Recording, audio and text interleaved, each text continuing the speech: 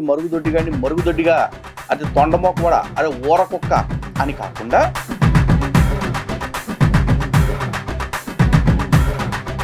Honey Johnson గారు ఎంత నిజాయితీ పరుడు అనేది నాకు ఈరోజు అర్థమైంది. ఎందుకు చెప్తున్నాను, నేను రోషం కలిగి మేసం తిప్పగలను. పాపం మేసం తిరగట్లేదే కానీ ఈ తాజా వీడియోలో వీడికి ఒక కొత్త విషయం చెప్తున్నా. ఇప్పుడు నీకు ఇచ్చే ఛాలెంజ్ ఏంటంటే,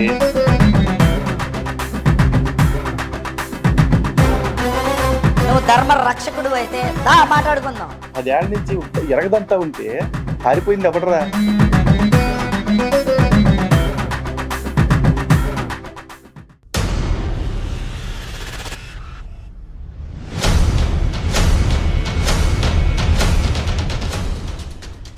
హిందూ బంధువులందరికీ జై శ్రీరామ్. మార్చి 7వ తారీఖున మరుగుదొడ్డిగాడికి 7 సవాళ్ళు ఇవ్వటం జరిగింది. 1 కాదు, 2 కాదు, 3 కాదు, ఏకంగా 7 సవాళ్ళు ఇచ్చాం. వాస్తవంగా చెప్పాలంటే 8 ఇచ్చాం. ఆ 8వది అంత డిబేటబుల్ పాయింట్ ఏం కాదు కాబట్టి దాన్ని సవాల్ కింద పరిగణించకుండా ఒక ప్రశ్నలాగా లేకపోతే ఒక చిన్న ఆట విడుపులాగా ఇచ్చేసాం అనుకోండి. కానీ మిగతా 7 సవాళ్ళకి వాడు ఖచ్చితంగా స్పందించాలి. అంటే ఈ రోజుకి అక్షరాల 21 రోజులు, అంటే 3 వారాలు అయ్యింది. 3 వారాల తర్వాత ఇప్పుడు ఈ వీడియో ఎందుకు పెడుతున్నాను అంటే, ఆ 7 సవాళ్ళు మళ్ళీ వాడికి గుర్తు చేయటం కోసం, ఆ ఊరకొక్క స్పందించాడా లేదా అనేది తెలియచెప్పటం కోసం. అయితే ఈ 3 వారాల వెయిటింగ్ తర్వాత నాకు అర్థమైంది ఏంటంటే, ఇక నుంచి మరుగుదొడ్డిగాని మరుగుదొడ్డిగా, అది తొండమొక్క కూడా, అది ఊరకొక్క అని కాకుండా హనీ జాన్సన్ గారు అని మర్యాదపూర్వకంగా సంబోధించాలి అని నిర్ణయానికి వచ్చాను. కారణం ఏంటంటే, మరుగుదొడ్డిగాడు అదే హనీ జాన్సన్ గారు ఎంత నిజాయితీ పరుడు అనేది నాకు ఈరోజు అర్థమైంది. ఏంటి ఆ నిజాయితీ అనుకుంటున్నారా? నేను ఆ 7 సవాళ్ళు ఇచ్చి ఆ 7టికి నువ్వు నిలబడాలరా, నువ్వు సమాధానం చెప్పాలరా, అలా చెప్పకపోతే నువ్వు సింగిల్ డాడీ బ్లడ్ కాదురా అని సవాల్ ఇచ్చా. అయితే 3 వారాల తర్వాత కూడా దానికి సమాధానం చెప్పకుండా తనది సింగిల్ డాడీ బ్లడ్ కాదని, మల్టిపుల్ ఫాదర్స్ ఎఫర్ట్ అని చెప్పేసి అంగీకరించేశాడు అనమాట. తన చర్చికైతే own blood of Christ church అని పేరు పెట్టుకున్నాడు, కానీ ఈడిది ఓన్ బ్లడ్ ఎవరిది అని చెప్పే అంత స్పష్టత వీడి దగ్గర లేదన్న విషయాన్ని నిజాయితీగా అంగీకరించాడు. ఎవరు? హనీ జాన్సన్ గారు. అందుకని హనీ జాన్సన్ గారిని మర్యాదపూర్వకంగా సంబోధిద్దాం అనుకుంటున్నా. మరి నిజాయితీగా ఉన్నప్పుడు మనం ఆ నిజాయితీగా మాత్రం మర్యాద ఇవ్వాలి కదా. అలా కాకుండా తను సింగిల్ ఫాదర్ బ్లడ్ అని నిరూపించుకోవటం కోసం అడ్డగోలు మాటలు మాట్లాడి అబద్ధాలు చెప్పాడు అనుకోండి, అప్పుడు ఆ మర్యాద పోద్ది. అయితే ఒక వ్యక్తి గురించి నేను ఈ విధంగా ఎందుకు మాట్లాడాల్సి వస్తుంది? ఉట్టిన మనం ఎవ్వరి జోలికి పోము, ఎవ్వరి గురించి తేడాపాడా మాటలు మాట్లాడడం. ఎందుకంటే ఆడిని ఎప్పుడు ఇట్లాంటి మాట మనం మొదలుపెట్టాల. ఆడు మొదలెట్టినప్పుడు తిరిగి మనం అదే రేంజ్లో సమాధానం చెప్పాలి కదా. సో ఇప్పుడు వాడు ఏం మాట్లాడాడు, వాడు మాట్లాడిన దానికి మనం ఏం కౌంటర్ ఇచ్చాము, తిరిగి వాడికి ఏం సవాళ్ళు ఇచ్చాము, ఆ సవాళ్ళకి భయపడిపోయాడు, సమాధానం చెప్పలేక ఎందుకు ఈ వ్యూహాత్మకమైన మౌనం పాటిస్తున్నాడు అనేది మీకు తెలియాలన్నమాట.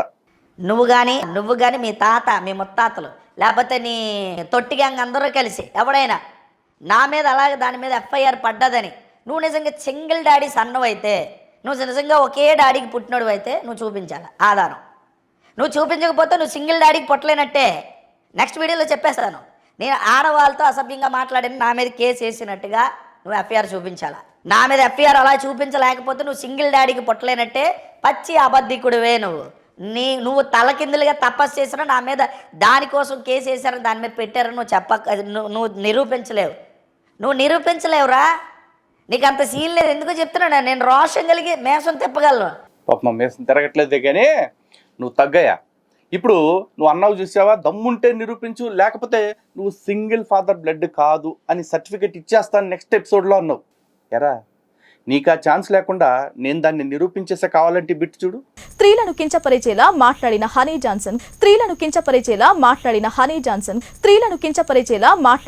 జాన్సన్ కు కోర్టు 14 రోజుల పాటు రిమాండ్ విధించింది. దీనికి ఏదైనా ఛాలెంజ్ చేయాలంటే ఆ ఛానల్ వాళ్ళు ఎవరైతే ఉన్నారో వాళ్ళ దగ్గరికి వెళ్ళి, మీ ఛానల్లో పనిచేసేటోళ్ళు సింగిల్ ఫాదర్ బ్లడ్డా, మల్టీ ఫాదర్ బ్లడ్డా అని వాళ్ళని అడగరా.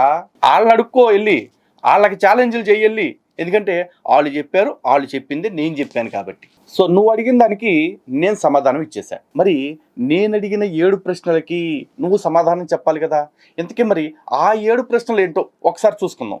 ఫస్ట్గా మనం ఇచ్చిన సవాలు ఇందాక చెప్పాను కదా, ఒక ఆట విడుపు సవాల్ ఉందని, అది చూడండి. వీడు వీడియో థంబ్నెయిల్లో టైటిల్లో ఛాలెంజ్ అని పెట్టాడు. నేను వీడియో కౌంటర్ చేయడానికి ముందే ఛాలెంజ్ చెప్తున్నా. అరే నీకు సిగ్గు, శరం, మానం, అభిమానం, రోషం, పౌరుషం నిజంగా నువ్వు గనక సింగిల్ డాడీ బ్లడ్వే అయితే గనక నేను మాట్లాడిన ఏ పాయింట్కి నువ్వు కౌంటర్ ఇచ్చావో ఈ వీడియో మొత్తం మీద ఏ పాయింట్ దగ్గర నాకు ప్రాపర్ కౌంటర్ ఇచ్చావో దాని గురించి ఒక వీడియో చేసి చెప్పరా. నిజంగా నేను నిన్ను ఈ బూతులు కూడా తిట్టను.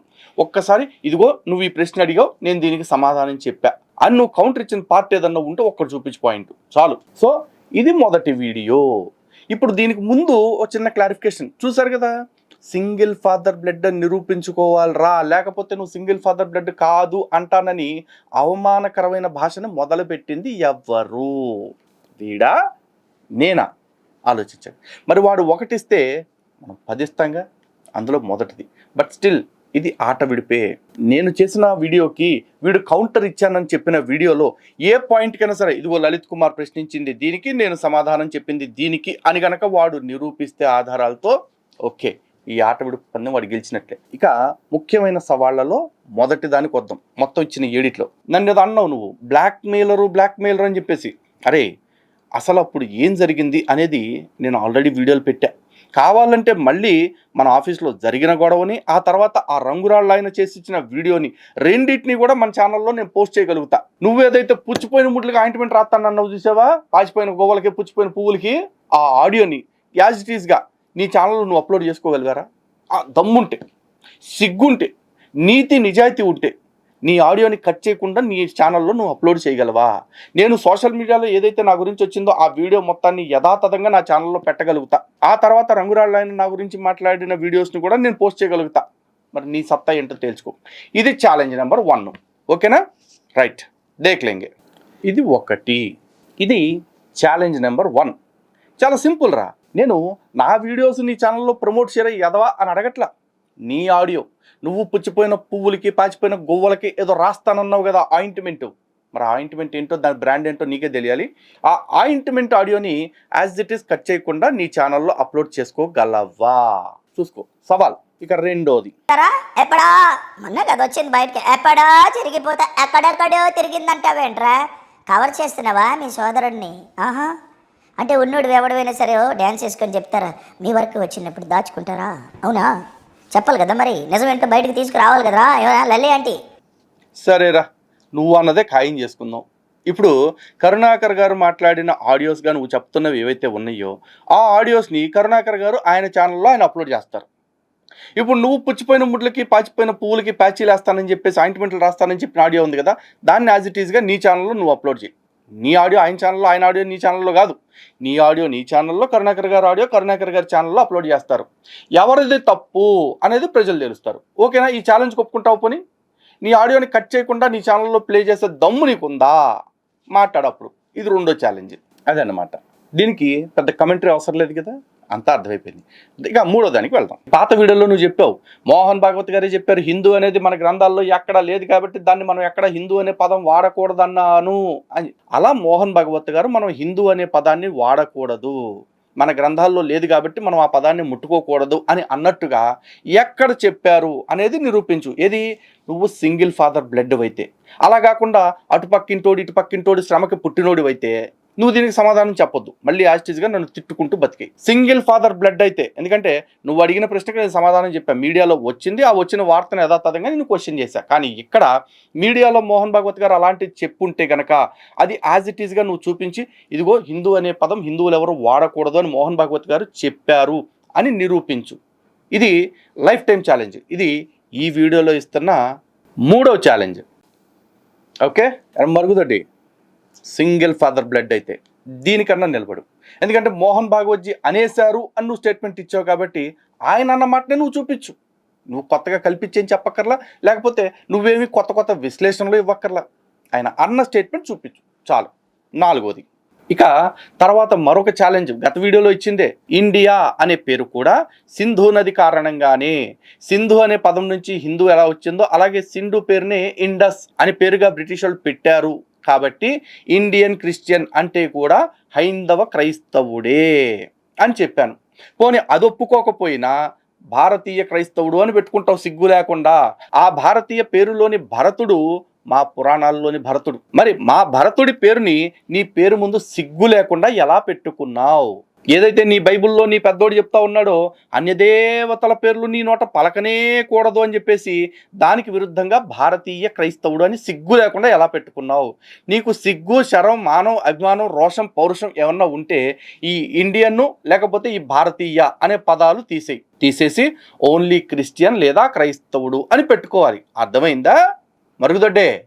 అర్థం చేసుకుంటే ఇది నీకు ఇచ్చిన 4వ ఛాలెంజ్ రా లఫోట్. 4వ ఛాలెంజ్, నీది సింగిల్ ఫాదర్ బ్లడ్ అయితే గనక, నువ్వు పక్కింటోడి శ్రమకి పుట్టని వాడివే అయితే గనక నీకు సంబంధం లేని పేర్లు నువ్వు తొలగించుకో. నీకు ఎవడైనా ఒకడే నువ్వు 100 మందికి పుట్టినోడు అనుకుంటే గనక అయ్యా పేర్లు అట్టాగే పెట్టుకో. ఇది 4వది. దీనిలో చాలా స్పష్టంగా చెప్పా. ఏం చెప్పా? నిన్ను నువ్వు సంస్కరించుకోరా బాబు, నీ మతం ప్రకారం నువ్వు బతకరా, నీ గ్రంథం ప్రకారం బతకరా అనే ఛాలెంజ్ ఇచ్చా. ఇది నిజానికి పెద్ద కష్టం కాదు. వాడు సిగ్గు, శరం, మానం, అభిమానం, నీతి, జాతి, రోషం, పౌరుషం ఏదన్నా ఉన్నోడైతే గనక అదే మీ హిందూ గ్రంథాల్లో పేర్లు మాకెందుకురా, నా పేరు మార్చేసుకుంటున్నాను, మా పేరుకి నుంచి భారతీయ క్రైస్తవుడు కాదు, అస్లైన్ క్రైస్తవుడే, ఇజ్రాయెల్ క్రైస్తవుడే అని చెప్పేసి పెట్టుకుంటాడు వీడు. ఎరా సవాల్ ఒప్పుకుంటావా లేదా? సమాధానం చెప్పరు ఈ సన్నాసి. సింగిల్ ఫాదర్ బ్లడ్ అయితే ఇందాక చెప్పా కదా, అన్య దేవతల పేర్లు నీ నోట పలకనే కూడదు అని నీ బైబిల్ చెప్తుంటే నువ్వు సిగ్గు లేకుండా నీ ఆధార్ కార్డులో ఇప్పటికీ కూడా సేనాపతుల మహేష్ బాబు అని ఎందుకు ఉంచుకున్నావు? నువ్వు సిగ్గు, శరం, మానవ అభిమానం, పౌరుషం ఉన్నవాడివైతే నీ ఆధార్ కార్డు చూపించి నీ ఆధార్ కార్డులో నీ పేరుని హనీ జాన్సన్ అని మాత్రమే ఉన్నట్టుగా, హిందువులకి సంబంధించిన లేదా నీ పూర్వీకులకు సంబంధించిన ఏ పేరు లేదు, నేను తొలగించేసుకున్నాను అని నిరూపించేలాగా నీ ఆధార్ కార్డునో లేకపోతే మరో రకమైన ప్రభుత్వ గుర్తింపు కార్డునో సోషల్ మీడియాలో అందరికీ కనపడేలాగా నెక్స్ట్ వీడియోలో పెట్టు. ఇది నీకు ఇస్తున్న 5th ఛాలెంజ్. ఏది? నువ్వు సింగిల్ ఫాదర్ బ్లడ్ అయ్యి ఉంటే గనక.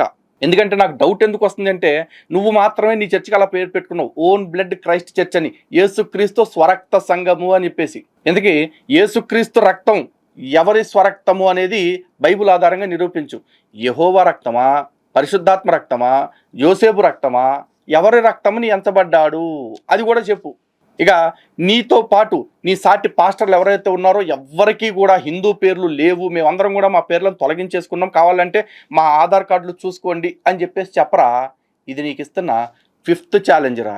నువ్వు సింగిల్ ఫాదర్ బ్లడ్ అయితే నీకు ఇచ్చే 5th ఛాలెంజ్ ఇది. చూసావుగా 5th ఛాలెంజ్? నువ్వు సింగిల్ పతి యొక్క మదర్ బాబువే అయితే నీ సర్టిఫికెట్, ఆధార్ కార్డులు మార్చుకుని అవి చూపించు. అలా కాకుండా నువ్వు శతపతుల మదర్ యొక్క బాబు అయితే గనక నువ్వు ఏమీ చేయక్కర్లేదురా, నీ సావు ఇట్టాగే జావు నువ్వు. ఓకేనా? ఇక 6వది ఒక ఛాలెంజ్ ఉందిరా. నేను ఆల్రెడీ గత వీడియోలో చెప్పా, భారతదేశాన్ని తమ మాతృభూమిగా, దైవభూమిగా, దైవంగా ఎవరైతే భావిస్తారో అలాంటి వాడు క్రైస్తవుడైనా, ముస్లిం అయినా, మరే మతస్థుడైనా సరే వాడిని మా సోదరుడిగా గౌరవించటానికి, మా సాటివాడిగా గౌరవించడానికి మాకు ఎటువంటి అభ్యంతరము లేదు. ఇది మళ్ళీ చెప్తున్నా, భారతదేశాన్ని తన మాతృభూమిగా, పితృభూమిగా, దైవభూమిగా, లేదు దేవతగా భావించే సత్తా, దేవతగా భావించే అంత సహృదయం ఉంటే వాడు ఏ మతస్థుడైనా సరే వాడిని మేము సోదరుడిగా గౌరవించడానికి, సొంతవాడిగా భావించడానికి ఎటువంటి అబ్జెక్షన్ లేదు. కానీ భారత మాతని నువ్వు అలా భావించగలవా? భావించగలను అనుకుంటే కనుక నువ్వు బహిరంగంగా ఒక వీడియో చేయి. భారతదేశం నీకే కదరా, నాకు కూడా మాతృభూమి, మాకు కూడా భారతమాత అంటే తల్లి, భరతమాత అంటే మాకు కూడా దేవత లాంటిదే అని చెప్పేసి నీకు నిజాయితీ ఉంటే, దమ్ముంటే ఛాలెంజ్ చేయి. ఇది నీకు నేను ఇస్తున్న 6వ ఛాలెంజ్. నువ్వు సింగిల్ ఫాదర్ బ్లడ్ అయితే గనక, ఏది నువ్వు పక్కింటి వాళ్ళ శ్రమకి పుట్టని బ్లడ్ అయితే గనక నువ్వు భరతమాతని నా తల్లి అని చెప్పు. ఆ సింధు పర్యంతం యస్య భారత భూమిక పితృభూ పుణ్యభూశ్చైవ సవై హిందూ రీతి స్మృత అని మేమందరం నమ్ముతున్నాం. నువ్వు అలా నమ్ముతుంటే, నువ్వు సింగిల్ ఫాదర్ బ్లడ్ అయితే ఈ మాటలు మాట్లాడు. ఇది 6వ ఛాలెంజ్. ఇప్పటికి ఇచ్చినవి 6. బహుశా నా లైఫ్లో ఎంత రీజనబుల్ డీల్ చూడలేదమ్మా. ఎందుకంటే దేశమాతనే, మనమేమి దేవుడి గురించి అక్కడ చెప్పమని అడగట్లా. ఎందుకంటే వాళ్ళ దేవుడు నాడు చూసింది లేదు, నా దేవుడిని నేను చూసింది లేదు. కేవలం ఉన్నాడని నమ్ముతున్నాం. కానీ నా దేవుడు నేను బ్రతకటానికి తన అంశతోటి ఈ భూమిని సృష్టించాడని, ఈ భూమిలో ఉన్న ప్రతి అణువులో పరమాత్ముడు ఉన్నాడని నేను నమ్ముతున్నా. అలాగే ఆ పరమాత్ముడి యొక్క శక్తి, ఆ పరమాత్ముడి యొక్క తత్వము, ఆ పరమాత్ముడి యొక్క అపారమైన కృప ఈ భూమిలోనే, ఈ పంచభూతాల్లోనూ, ఈ ప్రకృతిలోనూ, ప్రతి అణువులోనూ కనిపిస్తుంది. కాబట్టి ఈ భూమి నాకు దేవత, ఈ భూమి నాకు తల్లి. ఇదే భావన వాడిని కూడా కలిగి ఉండమంటున్నాం. ఎందుకంటే వాడు కూడా వాళ్ళ దేవుణ్ణి చూడలా, కానీ వాడు ఈ భూమిని వాడుకునే బ్రతుకుతున్నాడు. ఈ భూమి మీద పండిన ఆహారాన్ని తింటున్నాడు, పారుతున్న నీటినే తాగుతున్నాడు, ఈ భూమి మీద తిరుగుతున్న గాలినే పీలుస్తున్నాడు.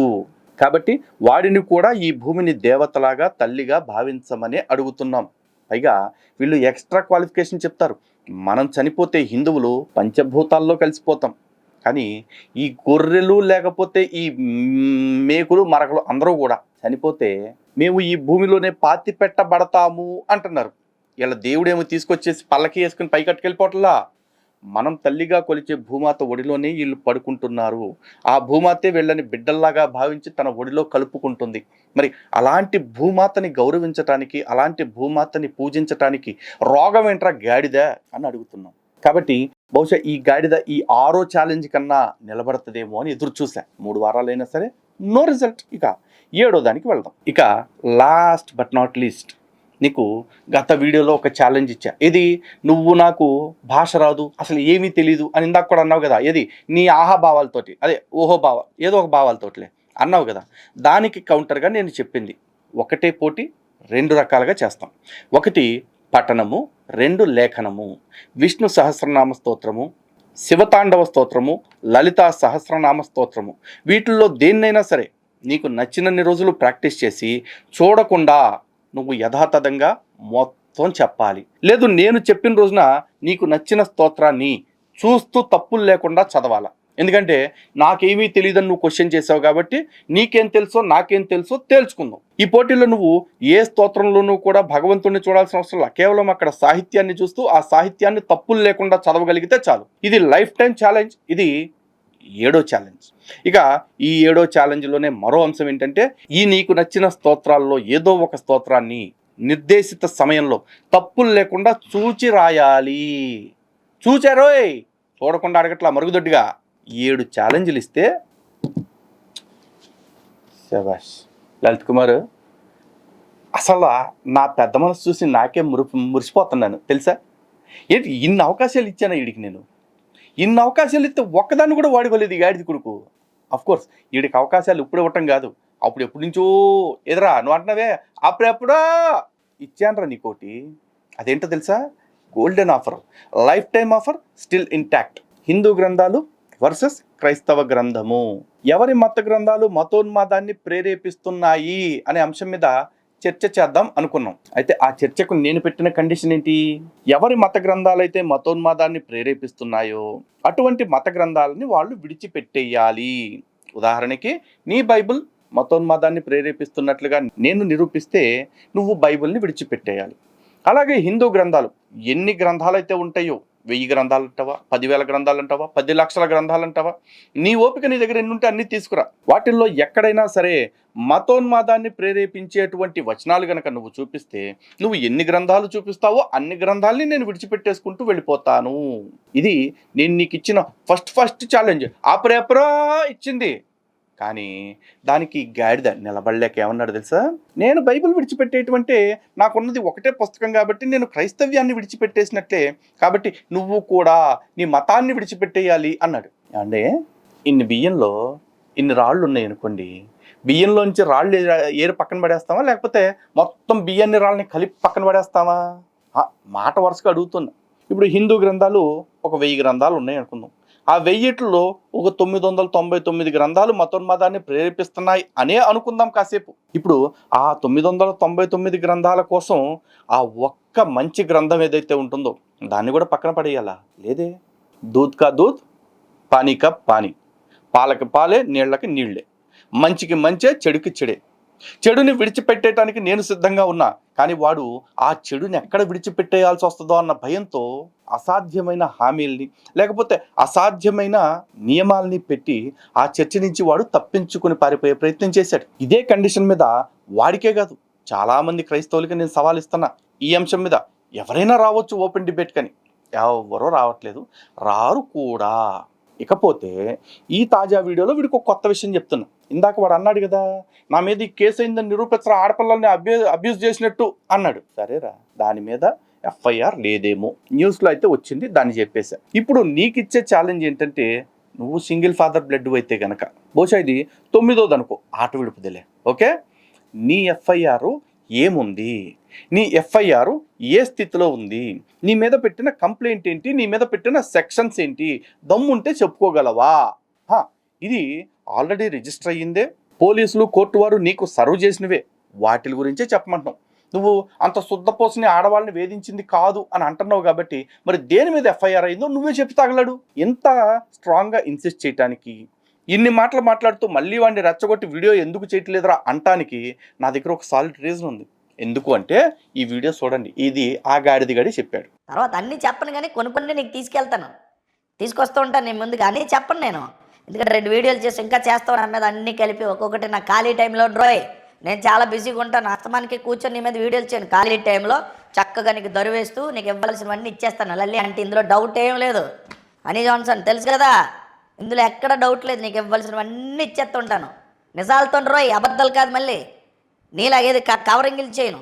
అదే కదా ఎదురు చూస్తుంది. నువ్వు ఏ కవరింగ్లు చేయకుండా నువ్వు ఏదైతే నిజాయితీగా ఇచ్చి పడేస్తా అన్నావో ఇచ్చి పడేరా. నేను అడిగిన 7 ప్రశ్నలకి సమాధానాలు ఇచ్చి పడే. నాలాగా అంటున్నావు చూసావా, నాతో పోల్చుకోకరా, నీ బతుకు తగలయ్యా. నేను ఎక్కడ కవరింగులు చేయలా, నేను ఎక్కడ ఇచ్చిన వివరణలే ఇచ్చా, నువ్వు కవరింగులు చేస్తాను. సరే, ఈసారి కవరింగులు చేయకుండా నువ్వు ఏ పాట ఇస్తావో నేను చూస్తున్నా. పైగా అన్నాడు చూసారా, నేను తగ్గను రోయ్ అని. ఇప్పుడు అదే అడుగుతున్నా, తగ్గక రోయ్, నువ్వు చెయ్యి. ఇక ఇంకేమన్నాడు చూడండి. ఏంటి వేషాలు ఎత్తనం ఏంటి?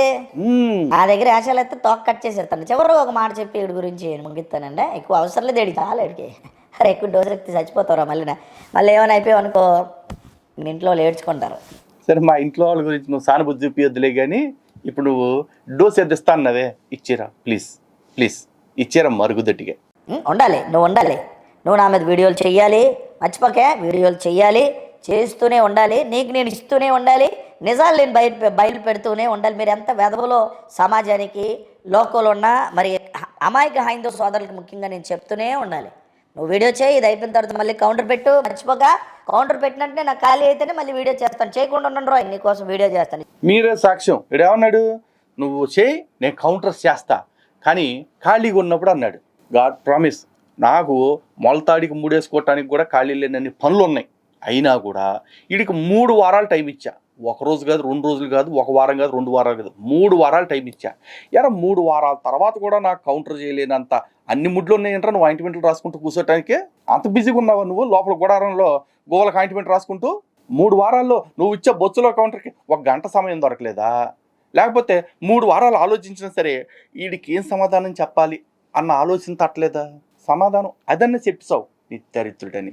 నువ్వు నా దగ్గర చాలా జాగ్రత్తగా మాట్లాడాలా. ఏదైనా నోరు జారేవా తాట తీసేస్తాను వేదవా. పిచ్చి పిచ్చి ఆశలు వేయకూడదు నా దగ్గర. మర్యాదగా ఉంటే మర్యాదగా మాట్లాడుతాను నేను. దా, నీ నిజంగా నువ్వు పోరాట యోధుడు అయితే, నువ్వు ధర్మ రక్షకుడు అయితే దా మాట్లాడుకుందాం. ఎవడికి ఆ ఛాన్స్ ఇవ్వాలి? అరే 10 ఏళ్ళ నుంచి ఎరగదంతా ఉంటే పారిపోయింది ఎవడరా? ఎవడ మత గ్రంథాలు మతోన్మాదాన్ని ప్రేరేపిస్తున్నాయి అనేది నిరూపించేసి, ఎవడ మత గ్రంథంలో అయితే మతోన్మాదం ఉంటుందో దాన్ని వాడు విడిచిపెట్టేయాలని చెప్పి అడుగుతా ఉంటే 10 ఏళ్ళ నుంచి పోసుకోలు కబుర్లు చెప్తూ తప్పిచూ తిరుగుతుందో నువ్వురా. నువ్వు నాకు చెప్తున్నావు జాగ్రత్తగా ఉండాలని. కలికాలం అంటే బహుశా ఇదేనే ఎవరా మరుగుదొడ్డిగా ఏం చేస్తాం. కానీ ఎట్టాగే ఉంటుంది. కాకపోతే వీడు పాపం జాగ్రత్తగా మాట్లాడాలి రేయ్ అన్నాడు కదా, ఆడికి ఒకసారి చెప్పండి, ఈ ఆడియోలో ఒకసారి వినిపించండి, ఆడి అంత జాగ్రత్తగా మాట్లాడటం నేర్చుకోవాలో. కర్మగాలి వీడికి నేను 4 పందాలు ఇచ్చేసాను, కానీ ఫస్ట్ ఈడికి ఇయనండి. ఎందుకు